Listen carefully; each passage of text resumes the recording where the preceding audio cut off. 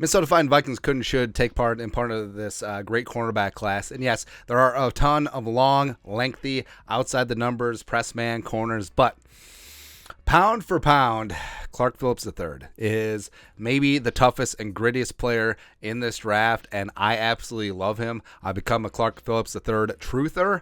And, of course, every single time it's a small, scrappy cornerback. We always go back to Antoine Winfield Sr., but, I mean, Phillips III has that dog in him. I absolutely love him. Let's talk about Clark today. Background: 21 years young, 5'9", $184, former four-star recruit from La Habra, California. Originally committed to the Ohio State University, flipped to Utah, and then started 5 games as a true freshman. Lit it up in 2022. 24 tackles, 6 passes broken up, 6 interceptions. Actually has 4 pick sixes. Just absolutely crazy. Has a beautiful nose for the end zone once he gets his hands on it. An 85.2 PFF grade his junior season. A first team All Pac-12, Pac-12 Defensive Player of the Year, which is pretty good. Unanimous All-American, which again it's pretty good. That ain't bad, right? Combine testing. So you look at all the lists of like the winners in the combine, the losers in the combine, and Phillips III was on a lot of the losers list where he didn't test great, especially since he's probably going to be slated for the slot in the NFL, because that's how their decision makers go. Oh, you have a short cornerback, we better go in the slot. And also, he's pretty good in the slot. But that's beside the point.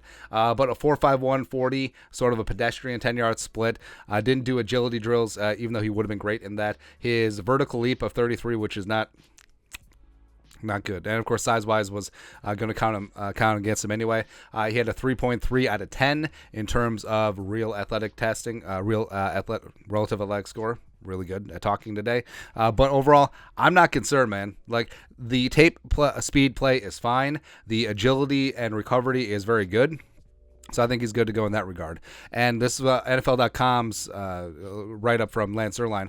NFL comparison: Mike Hilton, the blitzing slot corner for the Cincinnati Bengals, who I love. It's fantastic. Overview: Phillips might not be a big, long cornerback, but he's a playmaker. He has the play traits to continue down the same path as a pro. He's a voracious student of the game. Has developed a feel for reading the quarterback's drops and eyes. He's a little tight-hipped and can give away separation at the top of the route. But when he's clued in, Phillips uses aggressive angles to search for takeaways. He's tough, smart, and knows how to play. He should become a solid nickel cornerback, but his success could be tethered to matchups from week to week. And Phillips, supreme belief in himself. Like he's said to reporters several times that he thinks that he's the best corner in this draft. And there's a line between cocky and confident. I think he's much more confident than he is cocky. And like Zierlein said, he is a complete film junkie. He is completely always working on his craft. He is a pro's pro, which is what you're going to need in the National Football League. Shut down Jordan Addison, the USC wide receiver 1 in the Pac-12 title game.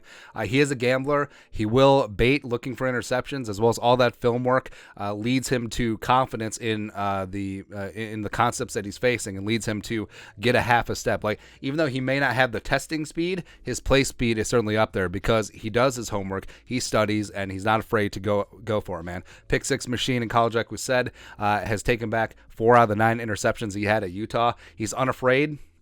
Plays downhill, like a little bit Bob Sanders-ish-esque, where a little bit reckless abandon. Now, that could be a negative, too, in terms of sometimes he'll bite on play action. Sometimes, you could see him get a penalty or 2 after the whistle, which, again, like I said, I'd rather have a corner where you have to dial back the aggression versus a corner where you have to amp up the aggression.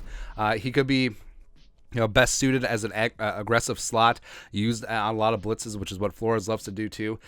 He's undersized, he's slow, he's not lengthy, but he's a guy who just absolutely makes plays, man. And so initially I put him at 10.